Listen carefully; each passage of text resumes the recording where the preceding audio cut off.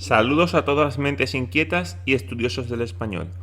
En el vídeo de hoy os hablaremos de la llegada de los pueblos germánicos a la península ibérica, en concreto la de los visigodos. ¿Verdad, Macarena? Así es, Jesús. También veremos su influencia lingüística y la lengua en las pizarras visigóticas. Introducción. Los pueblos germánicos en la península ibérica. En el año 409 se documenta la entrada de vándalos, alanos y suevos, que destrozan todo lo que pueden. Los vándalos se fueron al sur, en la Bética.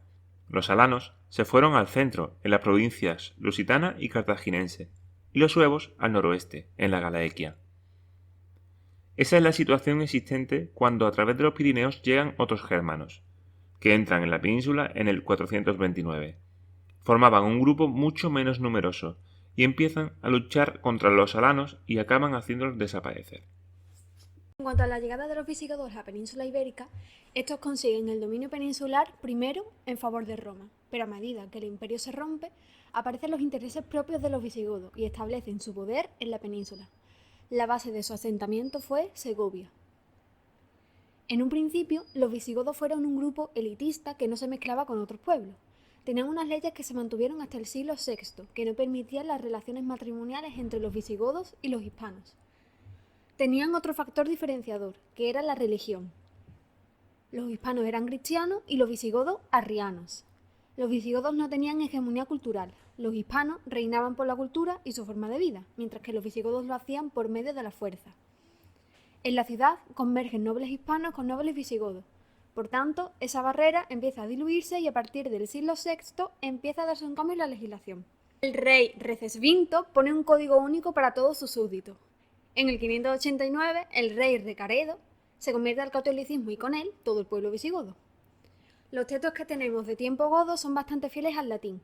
Eso dificulta que podamos conocer la evolución del latín en ese periodo. En el siglo V se da una especie de renacimiento cultural que aparece en un libro de historia que contiene una defensa del cristianismo, llamado Historiarum Libri Adversus Paganus de Paulo Orosio. En el siglo VII la figura más importante fue San Isidoro, que se considera el más grande erudito de la Hispania visigoda.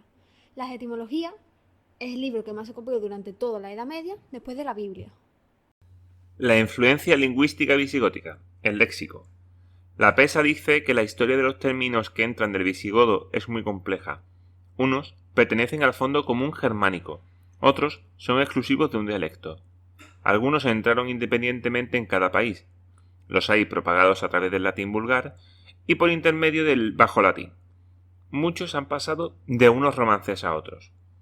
La Pesa cita algunos goticismos hispánicos.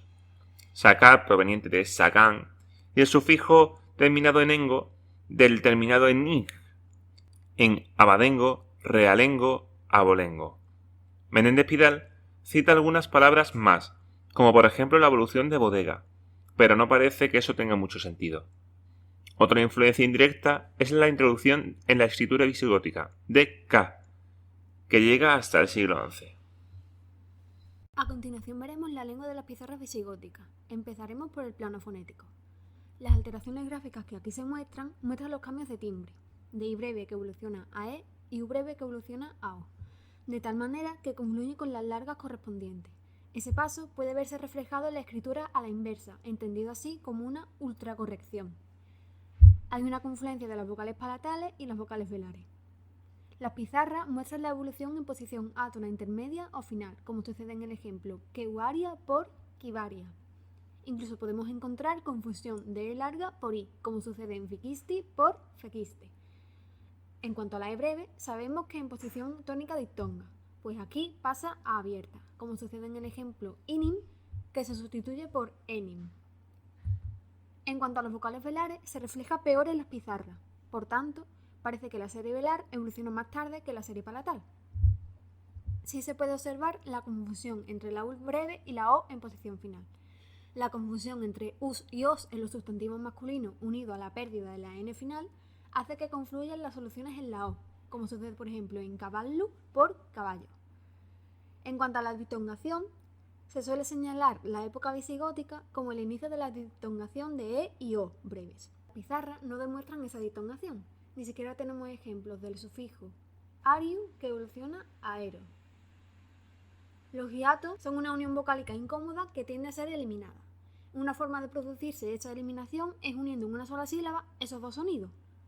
Para que eso suceda, puede darse un cierre vocálico, como sucede en el ejemplo casios por cáseos.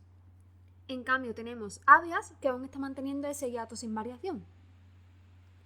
Finalmente, por lo que respecta a los diptongos latinos, el diptongo ae tiene muchas formas de variación. Experimentó una monoptongación rápida. Podemos ver que ae aparece como e o a la inversa, que podríamos entender como una ultracorrección. Incluso podemos ver i en lugar de ae. El diptongo eu se documenta como eo e incluso como o. En cuanto al consonantismo, en primer lugar se da la pérdida de la aspirada. Unk se pone unk frente a cabemus por habemus.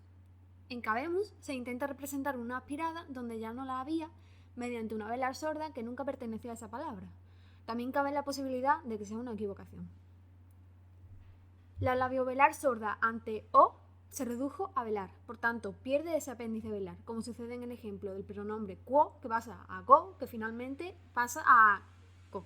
En cuanto a la sonorización de las oclusivas sordas en posición intervocálica, se encuentran ejemplos de palabras de origen griego, como sucede en eglesie, que proviene de eclesia, y en paraglitum, que proviene de paraclitus.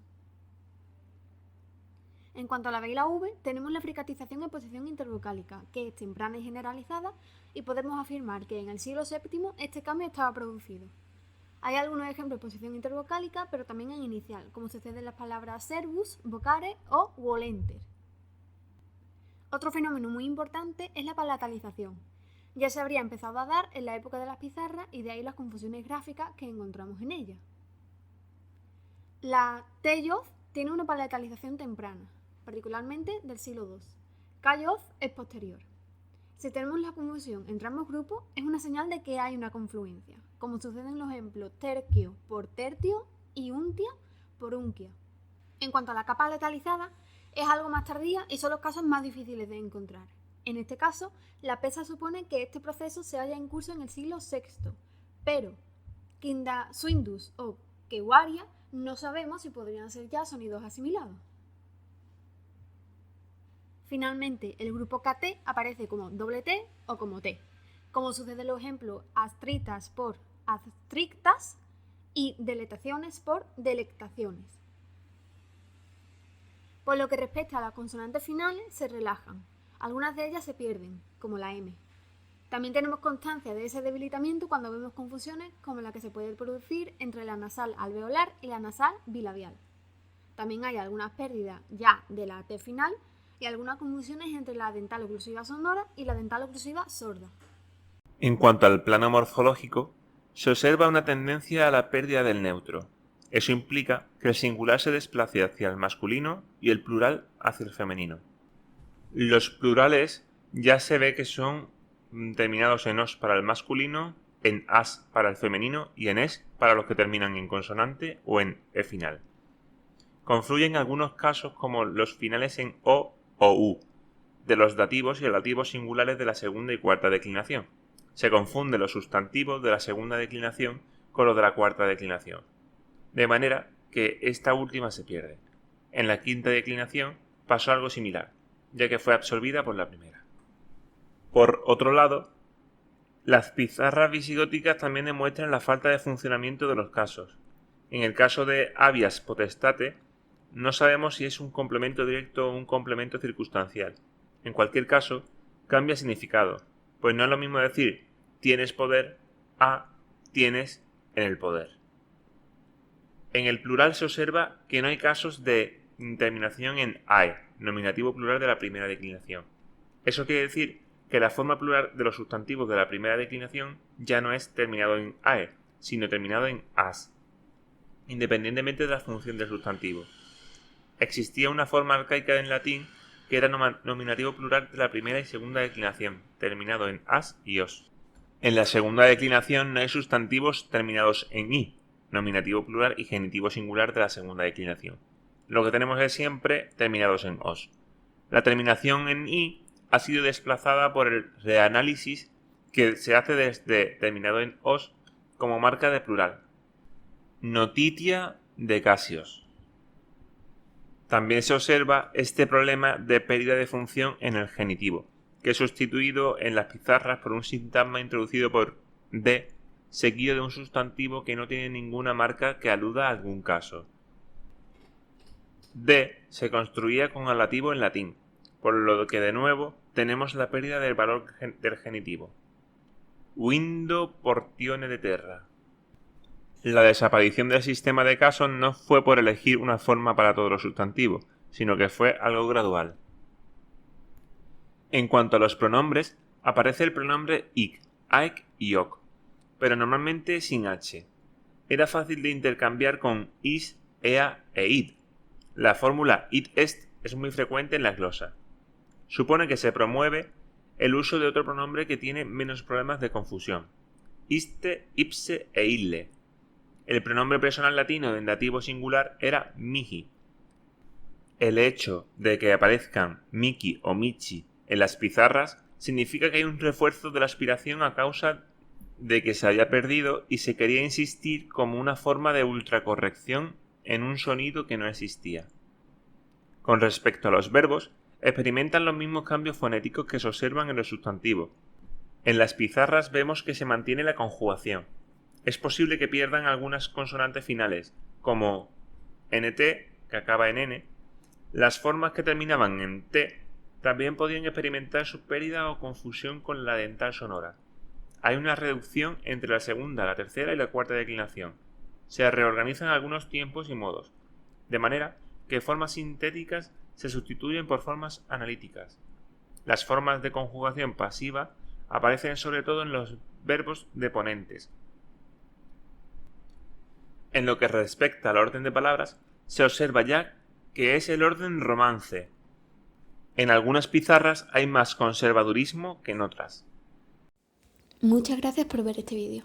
Y si tú, quien está escuchando esto, quieres ver más contenido como este, te invitamos a irte corriendo, a darle like y a seguirnos en nuestras redes sociales.